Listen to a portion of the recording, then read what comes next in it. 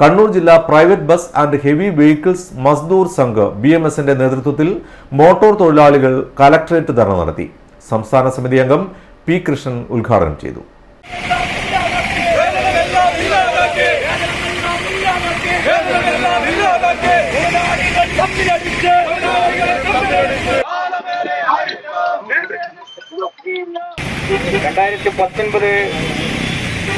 വർഷം തൊട്ട് കേരളത്തിൽ അതുപോലെ ലോകത്തിലെവിടെയും വളരെ ശക്തമായി വന്നുയർന്ന കൊറോണ കാര്യങ്ങളെക്കുറിച്ച് ആ കൊറോണ കാലഘട്ടം മുതൽ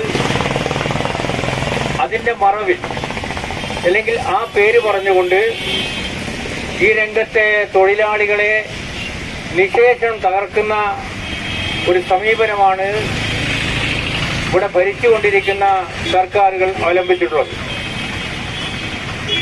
ഇവിടെ വളരെ വർഷങ്ങളായി ഏതാണ്ട് 10-35 വർഷങ്ങളായി പ്രവർത്തിക്കുന്ന ഒരു ക്ഷേമനിധി ബോർഡുണ്ട്. വളരെയധികം ആളുകളെ ഉൾക്കൊള്ളാൻ കഴിയുന്ന തരത്തിൽ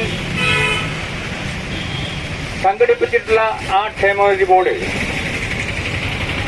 വളരെ കുത്തഴിഞ്ഞ രീതിയിലാണ് മുന്നോട്ട് പോകുന്നത്.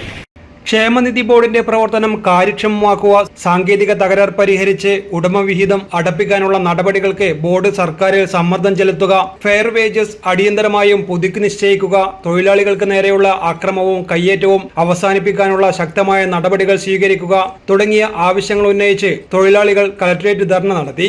ജില്ലാ പ്രസിഡന്റ് M. പ്രസന്നൻ അധ്യക്ഷത വഹിച്ചു. Secretary KK Sreejith, CV Thampan, AV Manikandan, TV Vijesh, KU Michael, K. Prakashan, M. Surendran, K. Gimosh, PB Sreenath തുടങ്ങിയവർ നേതൃത്വം നൽകി. News desk, city news.